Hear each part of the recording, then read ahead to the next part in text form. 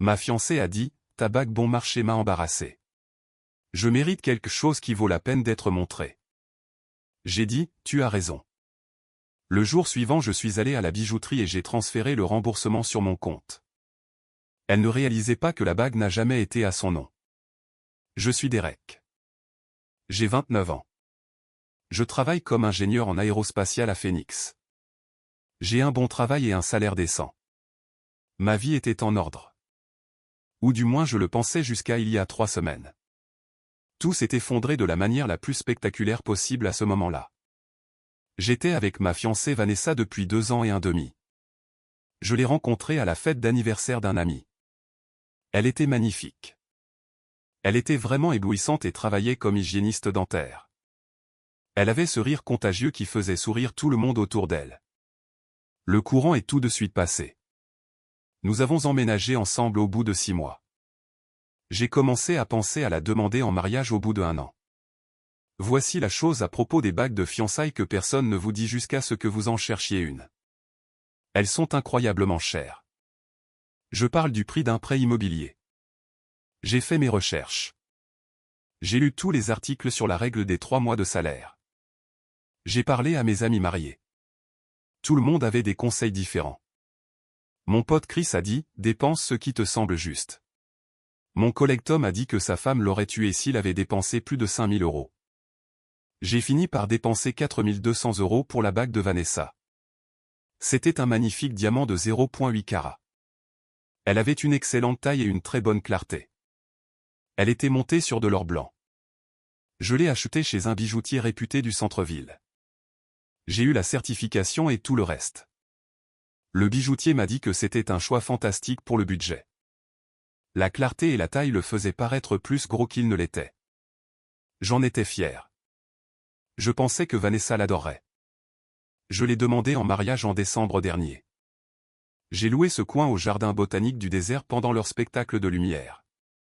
J'avais un photographe caché dans les buissons pour capturer le moment. Je me suis mis à genoux. J'ai fait tout mon discours sur combien je l'aimais et voulais passer ma vie avec elle. Elle a dit oui. Elle a pleuré des larmes de joie. Elle a publié des photos sur Instagram dans les 10 minutes. La bague était magnifique sur les photos. Elle était étincelante et élégante. C'était exactement ce que j'avais espéré. Tout était génial pendant le premier mois. Elle a montré la bague à tout le monde. Sa mère a pleuré quand nous l'avons dit à sa famille. Mes parents étaient ravis. Nous avons commencé à planifier le mariage pour octobre prochain.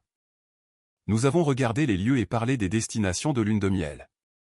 Puis les choses ont commencé à changer. C'était subtil au début. Vanessa faisait de petits commentaires. J'aimerais que la pierre capte davantage la lumière comme le fait la bague de Sarah. Sarah était sa collègue.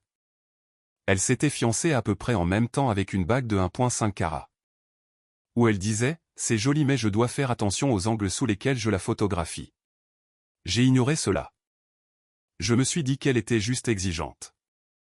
Elle était peut-être un peu sûre d'elle à cause de la culture de comparaison d'Instagram. Mais les commentaires sont devenus plus fréquents et plus pointus. Nous sommes allés à la fête de fiançailles de son amie Britney il y a 2 mois. La bague de Britney était massive. Elle devait faire au moins 2 carats ou peut-être plus. Vanessa m'a à peine parlé de toute la soirée. Elle n'arrêtait pas de fixer la main de Britney. Elle complimentait la bague encore et encore. Elle était silencieuse sur le chemin du retour. J'ai demandé ce qui n'allait pas. Rien, a-t-elle dit. La bague de Britney est juste si belle. La tienne est belle aussi, ai-je dit. C'est différent, a-t-elle dit. La sienne fait un effet waouh, tu sais. La mienne est gentille. Il y a une différence. Cela a fait mal mais j'ai essayé de laisser passer. Sa sœur s'est fiancée le mois dernier. Le petit ami de sa sœur travaille dans la technologie. Il gagne probablement 2 fois plus que moi. La bague était énorme. Elle devait être proche de 3 carats. L'humeur de Vanessa a chuté immédiatement quand elle l'a vue. J'ai surpris Vanessa en train de parler à sa mère dans la cuisine lors du dîner de famille célébrant les fiançailles. J'étais allé chercher une bière dans le réfrigérateur et je les ai entendus par la porte. J'aimerais juste que Derek y ait mis plus de réflexion, disait Vanessa. Sa mère a dit, « Chérie, ta bague est ravissante. » Vanessa a répondu, « Maman, elle fait à peine 3/4 de carat. » Sais-tu à quel point c'est petit? Je dois expliquer aux gens que c'est une bague délicate. Dire qu'elle est petite sonne mal. Mon estomac s'est noué. Je me suis reculé doucement avant qu'elle ne me voie. Les choses ont atteint un point critique il y a 3 semaines le jeudi soir 14 mars. Je me souviens de la date parce que cela faisait exactement 9 mois que j'avais fait ma demande. Nous dînions avec un autre couple. C'était son amie Monica et le fiancé de Monica. Monica venait de se fiancer la semaine précédente.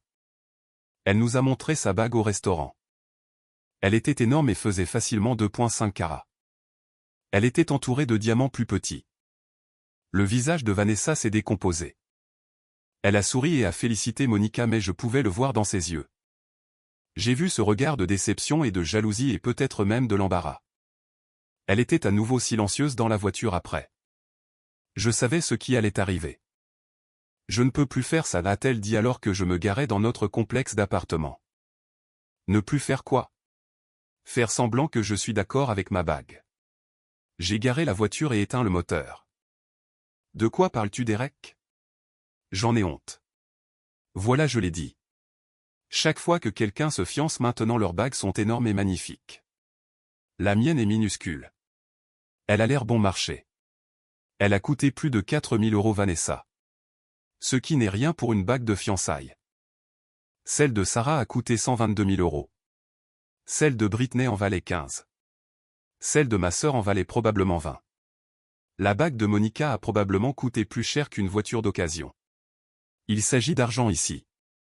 Il s'agit du fait que tu montres que tu m'estimes assez pour investir dans quelque chose de significatif. J'ai investi ce que je pouvais me permettre. Je ne vais pas m'endetter pour une bague. Elle a ri mais ce n'était pas un son joyeux.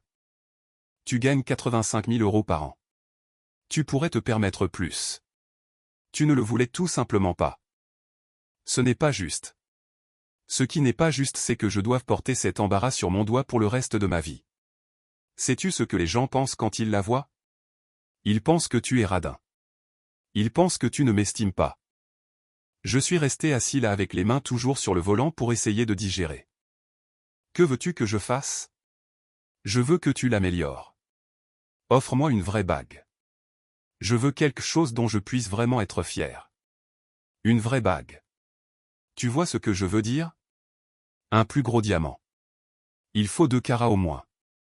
Je veux quelque chose qui montre que tu as vraiment fait un effort. Elle. La façon dont elle a dit cela a brisé quelque chose en moi. J'avais fait des heures supplémentaires pendant 3 mois pour économiser pour cette bague. J'avais sauté des déjeuners et annulé mon abonnement à la salle de sport et vendu ma console de jeu. Ce n'était toujours pas suffisant. J'ai fait un effort, ai-je dit doucement. Et bien fait, un effort plus grand. Ta bague bon marché m'a embarrassé. Je mérite quelque chose qui vaut la peine d'être montré. Je l'ai regardé. Je l'ai vraiment regardé. J'ai vu quelqu'un que je ne reconnaissais plus. Tu as raison, ai-je dit. Elle a cligné des yeux avec surprise. J'ai raison? Oui. Tu mérites exactement ce que tu vaux. Elle a souri alors avec un véritable soulagement sur son visage. Merci. Je sais que c'est une conversation difficile mais je suis heureuse que tu comprennes. Nous pouvons aller acheter une bague ce week-end. J'ai déjà regardé en ligne. Il y a ce magnifique 2,2 carats chez le bijoutier. Je vais m'en occuper, ai-je dit en la coupant. Nous sommes rentrés à l'intérieur. Elle était soudainement bavarde et excitée. Elle me montrait des bagues sur son téléphone. Elle parlait de combien elle se sentirait mieux et comment elle pourrait enfin publier des photos correctes sur Instagram. J'ai hoché la tête en écoutant à peine. Je suis resté éveillé cette nuit-là après qu'elle se soit endormie. Je pensais à la bague et à ce qu'elle avait dit. Je pensais à ce qu'elle était devenue ou peut-être à qui elle avait toujours été sans que je veuille le voir. J'ai pensé à autre chose aussi. C'était quelque chose d'important. Le bijoutier m'avait expliqué les politiques du magasin quand j'ai acheté la bague. Ils avaient une politique de remboursement intégral dans l'année. Ils offraient 80% de crédit en magasin ou 70% de remboursement en espèces dans les 3 ans même après cela. La bague était enregistrée uniquement sous mon nom et ma carte de crédit et mon compte. Je n'avais jamais ajouté les informations de Vanessa au document. Je me suis réveillé vendredi matin avant que Vanessa n'appelle son travail pour se porter pâle.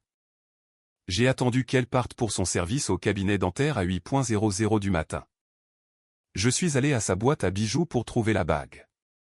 J'ai pris les documents de certification de mon classeur où je les avais rangés. Je suis monté dans ma voiture et j'ai conduit jusqu'à la bijouterie. Mise à jour 1. La même femme qui m'avait vendu la bague travaillait. Elle s'appelait Patricia. Elle avait la cinquantaine et avait été vraiment utile lors de l'achat initial. Derek, c'est ça, a-t-elle dit quand je suis entré. Comment puis-je vous aider aujourd'hui? J'ai posé la boîte de la bague sur le comptoir. Je dois retourner ceci. Elle l'a ouverte et a vu la bague.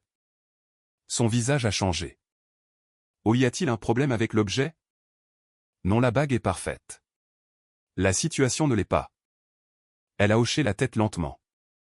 C'était le genre de hochement entendu qui disait qu'elle avait déjà vu cela.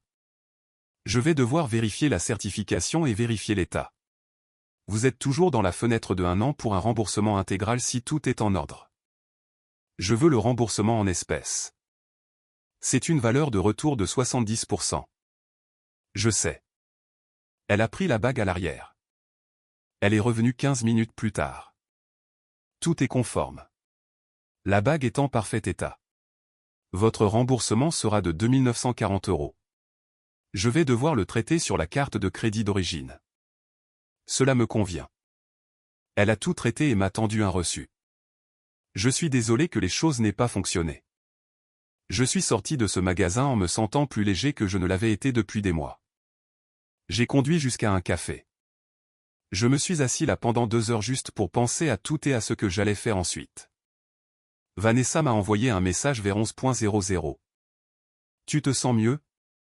Beaucoup mieux, ai-je répondu. Je me sens même très bien. Bien. J'ai hâte d'aller acheter une bague ce week-end. Je n'ai pas répondu. Voici ce que j'ai fait à la place. Je suis allé à notre appartement quand elle était encore au travail. J'ai emballé mes affaires essentielles. J'ai pris mes vêtements et mon ordinateur portable et mes documents importants et mes livres préférés. Je les ai chargés dans ma voiture. J'ai laissé tout le reste. Je n'ai pas pris la télévision que nous avions achetée ensemble ni le canapé ni aucun des objets partagés. J'ai pris le reçu de remboursement de la bague. Je l'ai laissé sur le comptoir de la cuisine avec une note. La note disait « Vanessa, tu avais raison. Tu mérites exactement ce que tu vaux. » La bague est retournée. Le remboursement est sur mon compte. J'ai retiré mon nom du bail. J'ai appelé le propriétaire ce matin. Il a dit que tu pouvais le reprendre seul ou le rompre avec un préavis de 60 jours. Je couvrirai le loyer de ce mois à titre de courtoisie. Ma part des services publics est payée jusqu'à la fin du mois de mars. Prends soin de toi. J'ai aussi laissé ma clé. J'ai conduit jusqu'à la maison de mon pote Chris ensuite. Sa femme et lui m'avaient offert leur chambre d'amis des mois auparavant. C'était lors d'une conversation sans rapport sur le fait qu'ils avaient de l'espace supplémentaire. Je l'ai appelé en chemin. Chris, tu te souviens quand tu as dit que je pouvais dormir chez toi si jamais j'en avais besoin? Oui, bien sûr. Que se passe-t-il? Je dois accepter cette offre. Je viens de rompre avec Vanessa. Bon sang. Ouais mec. Viens. Nous allons ouvrir quelques bières et tu pourras tout me raconter. Je suis arrivé chez Chris vers 15h00. Sa femme Jennifer m'a fait un énorme câlin. Je ne l'ai jamais aimée de toute façon, a-t-elle dit. Elle est trop obsédée par les apparences. Chris m'a tendu une bière. Je leur ai raconté toute l'histoire. La mâchoire de Jennifer est tombée quand je suis arrivé à la partie où Vanessa qualifiait la bague de bon marché. Elle a vraiment dit ça après que tu aies dépensé plus de 4 000 €. Oui. Quelle peste. Elle s'est arrêtée. Désolé. Je suis juste tellement en colère pour toi. Ne le sois pas. Je ne suis pas en colère. Je suis soulagé. J'étais sincèrement soulagé. Vanessa m'a appelé à 5h47 de l'après-midi. J'ai laissé aller sur la messagerie vocale. Elle a appelé de nouveau à 5h49. Elle a rappelé de nouveau à 5h51. Les messages ont commencé à affluer. Derek, c'est quoi ce bordel? Tu as retourné ma bague? Es-tu fou? Appelle-moi tout de suite. Comment as-tu pu me faire ça? Je n'ai pas répondu. Elle a appelé 12 fois de plus ce soir-là. Elle a laissé des messages vocaux qui sont passés de la colère aux pleurs puis à la colère de nouveau. Le dernier message vocal est arrivé vers 10:00 du soir. Derek, je n'arrive pas à croire que tu sois si cruel. C'était pour une seule conversation. J'étais juste honnête sur mes sentiments. Tu as complètement surréagi. C'est de la folie. Rappelle-moi pour que nous puissions en parler comme des adultes. J'ai supprimé tous les messages vocaux. J'ai bloqué son numéro. Mise à jour 2. Samedi matin, je me suis réveillé dans la chambre d'amis de Chris en me sentant mieux que je ne l'avais été depuis des mois. J'ai dormi d'un trait pour la première fois depuis des semaines. Jennifer a fait des crêpes. Nous nous sommes assis autour de leur table de cuisine. Ils m'ont demandé quel était mon plan. Trouver mon propre appartement, ai-je dit. Recommencer à zéro. Je vais peut-être faire ce voyage de randonnée en solo que je repoussais. Bien, a dit Chris. Tu mérites mieux que quelqu'un qui mesure l'amour en carats. J'ai passé la journée à chercher des appartements en ligne. J'ai trouvé un appartement décent d'une chambre à environ 15 minutes du travail. J'ai déposé une candidature. Vers 12:00, j'ai reçu un message d'un numéro inconnu. C'était la mère de Vanessa. Derek, Vanessa m'a dit ce qui s'est passé. Je pense que vous avez tous les deux besoin de vous calmer et de parler de cela rationnellement. Elle est dévastée. Vous étiez si bien ensemble. J'ai répondu, Madame Chen, j'apprécie que vous me contactiez mais il n'y a rien à discuter. Vanessa a clairement fait comprendre que mes efforts n'étaient pas suffisants. Je ne suis pas intéressé à être avec quelqu'un qui valorise les bijoux plus que la relation. Je lui souhaite le meilleur. Elle a essayé d'appeler. Je n'ai pas répondu. La sœur de Vanessa a envoyé un message ensuite. Son amie Monica a fait de même. Elles avaient toutes le même message en gros. Je réagissais de façon excessive. Vanessa était juste honnête. Les couples surmontent les désaccords. J'avais gâché une bonne relation pour rien. Je les ai toutes bloquées. Dimanche, j'ai reçu un courrier électronique de Vanessa. Il était long et décousu et émotionnel. Elle disait qu'elle avait été influencée par les médias sociaux et ses amis. Elle disait qu'elle ne pensait pas vraiment les choses qu'elle avait dites. Elle affirmait qu'elle m'aimait et que la bague était très bien en fait. Elle prétendait qu'elle avait juste un moment de doute. S'il te plaît Derek, a-t-elle écrit. Nous pouvons surmonter cela. Je ne me soucie même plus de la bague. Je veux juste que tu reviennes. Je n'ai pas répondu. Lundi, je suis retourné au travail. J'ai raconté à mes collègues proches ce qui s'était passé. Tom est le gars qui m'avait averti de ne pas dépenser trop pour les bagues. Il a juste secoué la tête. Tu l'as échappé belle. Mec, si elle est comme ça maintenant, imagine dans 5 ans. Cet après-midi-là, Vanessa s'est présentée sur mon lieu de travail. J'étais dans le parking en me dirigeant vers ma voiture quand je l'ai vue attendre près de mon véhicule. Mon estomac s'est noué. Vanessa, tu dois partir. Derek, s'il te plaît. Juste 5 minutes. C'est tout ce que je demande. Il n'y a rien à dire. Il y a tout à dire. Tu as mis fin à notre relation pour une seule dispute. Ce n'était pas une seule dispute. C'était toi qui me montrais exactement comment tu valorises les choses matérielles plus que les gens et plus que moi. J'ai fait une erreur. J'ai dit quelque chose de stupide. N'as-tu jamais dit quelque chose que tu regrettes? Bien sûr, mais ce n'était pas seulement des mots, Vanessa. Tu préparais cela depuis des mois. Les commentaires sur les bagues des autres et les comparaisons et le fait que tu aies dit à ta mère que je n'y avais pas assez réfléchi le prouvent. Son visage a pâli. Tu as entendu ça? Oui, j'ai entendu ça. Et tu sais quoi? Si tu ressentais cela, tu aurais dû être honnête avec moi dès le début. Au lieu de cela, tu as laissé la situation s'envenimer jusqu'à ce que tu exploses. Tu as qualifié la bague de bon marché et d'embarrassante. Je ne pensais pas à mal. Tu le pensais. C'est ça le problème. Tu pensais chaque mot. Maintenant qu'il y a des conséquences, tu essaies de revenir en arrière. Elle a commencé à pleurer. C'était de vraies larmes. Son mascara coulait. Derek, je t'aime. S'il te plaît, ne fais pas ça. Je t'aimais aussi. Au passé. Mais je ne peux pas être avec quelqu'un qui mesure ma valeur en euros. Il ne s'agit pas d'argent. Si c'est le cas. Il s'est toujours agi d'argent.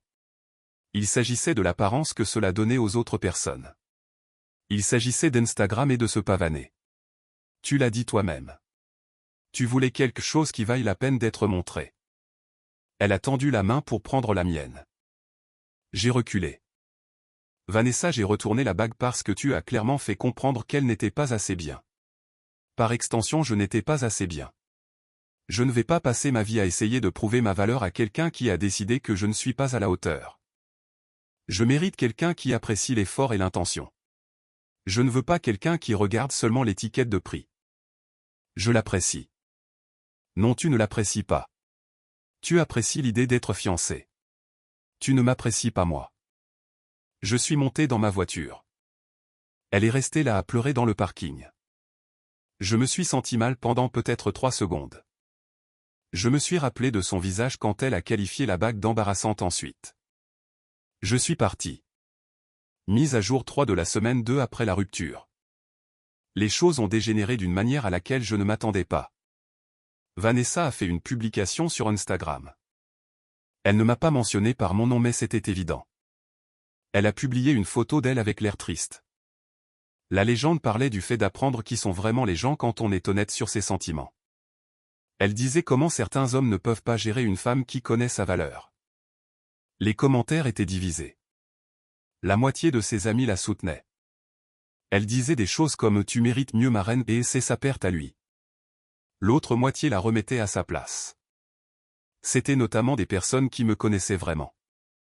Mon amie Sarah a commenté « perspective intéressante étant donné que tu as qualifié une bague de 4 000 € de bon marché et d'embarrassante ». Ce commentaire a obtenu 47 j'aime avant que Vanessa ne le supprime et ne bloque Sarah. Mon cousin a commenté « peut-être ne devrais-tu pas mordre la main qui t'offre une bague en diamant ». Vanessa a supprimé cela aussi. Les captures d'écran existent pour toujours cependant. Sarah m'a envoyé toute la discussion avant qu'elle ne soit supprimée. Apparemment plusieurs personnes dans les commentaires prenaient ma défense. Elles disaient que Vanessa était matérialiste et ingrate. Un commentaire de quelqu'un que je ne connaissais même pas disait « Je me suis fiancé avec une bague à 200 € trouvée sur Internet.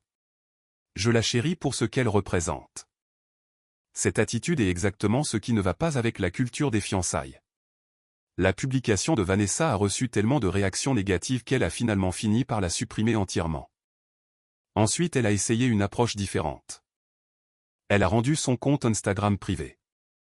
Elle a publié une histoire disant qu'elle faisait une pause sur les médias sociaux. Elle voulait se concentrer sur sa santé mentale après une rupture difficile. J'ai entendu dire par des amis communs qu'elle racontait aux gens que j'avais volé la bague pour la reprendre. Elle disait que je l'avais prise par surprise avec la rupture. Elle affirmait que j'étais cruel et sans cœur. Jennifer a d'ailleurs croisé Vanessa au supermarché. Vanessa a apparemment essayé d'amener Jennifer à me parler. Elle a dit que tu étais déraisonnable, m'a dit Jennifer au dîner ce soir-là. Elle a dit qu'elle était prête à garder la bague d'origine si tu voulais bien revenir. Que as-tu dit? Je lui ai dit que le respect n'est pas négociable. Je lui ai dit que tu mérites quelqu'un qui t'estime tel que tu es. Elle n'a pas aimé ça.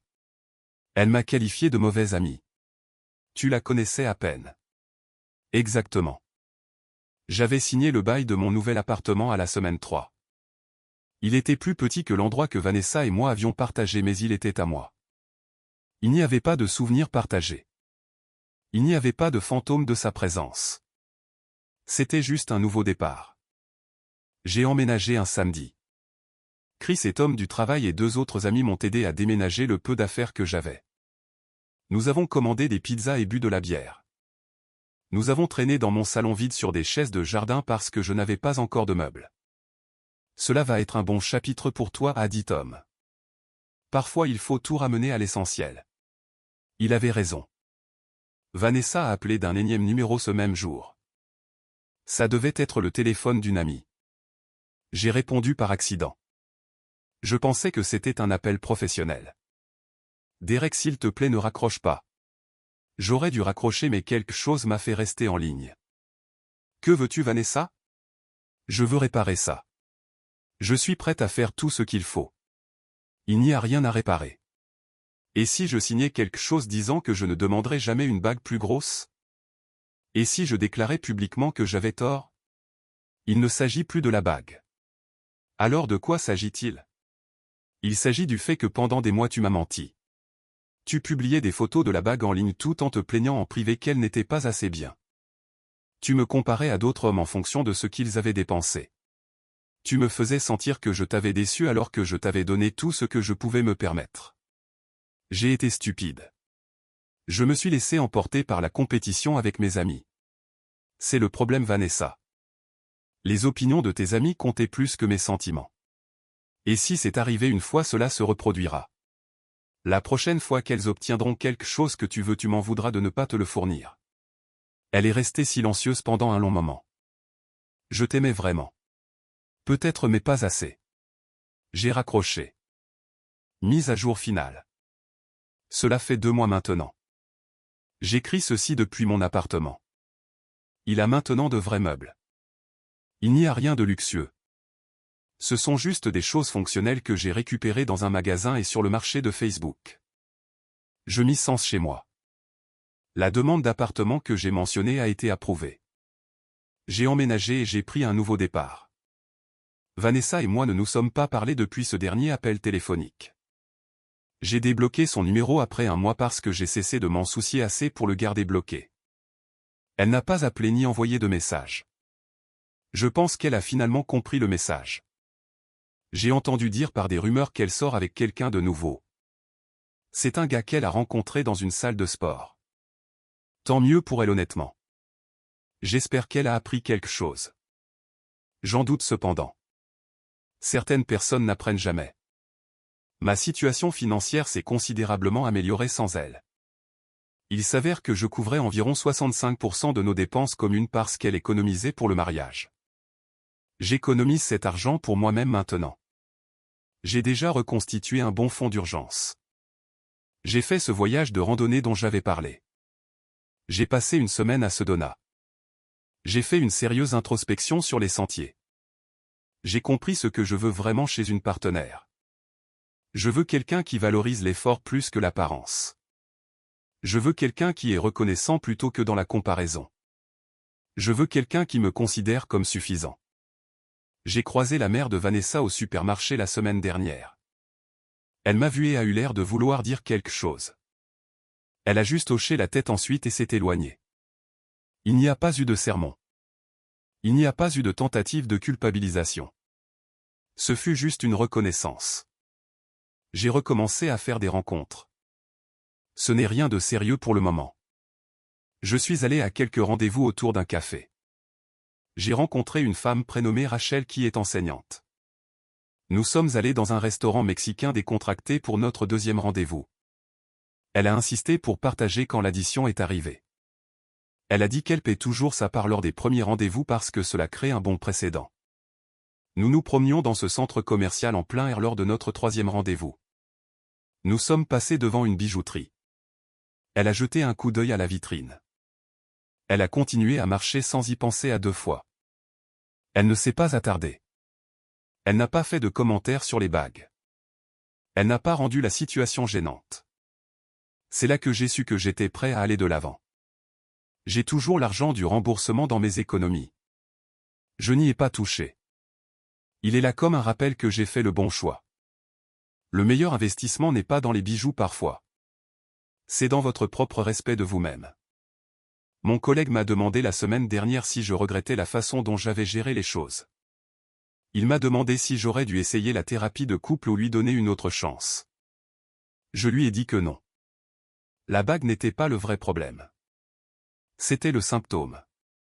Le vrai problème était que Vanessa considérait notre relation comme une performance pour les autres personnes. Elle ne la voyait pas comme un partenariat entre nous. Vous ne pouvez pas réparer cela avec une thérapie ou de seconde chance. C'est un problème de valeur fondamentale. La bague était censée symboliser l'engagement et l'amour et l'éternité. Ce n'était qu'un accessoire dans sa vie sur les médias sociaux pour elle. Je refuse d'être un figurant dans la performance de quelqu'un d'autre. Je vais bien. Je vais vraiment bien. Je ne fais pas semblant d'aller bien. Je suis sincèrement satisfait. Mon appartement est calme. Mon compte bancaire est plus sain. Je n'ai pas à m'inquiéter d'être à la hauteur du fiancé de quelqu'un d'autre. Chris et Jennifer m'ont invité à dîner hier soir. Nous étions assis sur leur porche arrière. Chris m'a demandé si je ferais quelque chose différemment. Oui, ai-je dit. J'aurais prêté plus d'attention aux signaux d'alarme plus tôt. J'aurais fait attention aux commentaires sur d'autres bagues et à l'obsession des médias sociaux. Je les ai ignorés parce que j'étais amoureux de celle que je pensais qu'elle était. Je n'étais pas amoureux de celle qu'elle était réellement. C'est extrêmement mature, a dit Chris. Les leçons douloureuses le sont généralement. J'ai finalement supprimé toutes les photos de Vanessa de mon téléphone il y a 3 jours. J'en ai gardé peut-être 2 ou 3 pour la mémoire. Le reste a disparu. Je ne me suis pas senti triste à ce sujet. J'ai juste eu l'impression de clore un chapitre. Quelqu'un m'a demandé si j'achèterais un jour une autre bague de fiançailles. Honnêtement oui, probablement. Ce sera quand je trouverai la bonne personne. Je veux quelqu'un qui l'appréciera pour ce qu'elle représente plutôt que pour ce qu'elle coûte. Je veux quelqu'un qui valorise le geste plus que le montant en euros. Je dépenserai ce qui me semblera juste quand ce jour viendra. Je ne dépenserai pas ce que la société dit que je devrais dépenser. Je ne dépenserai pas ce qui impressionne les autres personnes. Je dépenserai juste ce qui semble authentique pour la relation. C'est ce que j'ai appris de tout cela. La bonne personne n'aura pas besoin du plus gros diamant pour savoir qu'elle est valorisée. Elle aura juste besoin que vous soyez présent. Elle voudra que vous soyez honnête et que vous fassiez des efforts. Vanessa voulait quelque chose qui vaille la peine d'être montré. Je lui ai donné exactement cela en lui montrant la porte. Modification 1. Les gens n'arrêtent pas de demander si j'aurais pu me permettre une bague plus grosse. Oui, techniquement. J'économisais aussi pour un acompte sur une maison et j'avais des prêts étudiants à rembourser. Je ne voulais pas commencer notre mariage endetté. Il s'avère que ces priorités n'étaient pas partagées. Modification 2. La politique de remboursement des bagues varie selon les bijoutiers. La mienne était généreuse parce que c'est un magasin familial qui valorise les relations avec les clients. Lisez toujours les petits caractères lorsque vous faites des achats importants. Modification 3. Non, je ne me sens pas mal d'avoir retourné la bague. J'avais légalement le droit de la retourner. Elle a rompu le contrat de la relation en faisant clairement comprendre que rien de ce que je faisais n'était suffisant. Les actions ont des conséquences.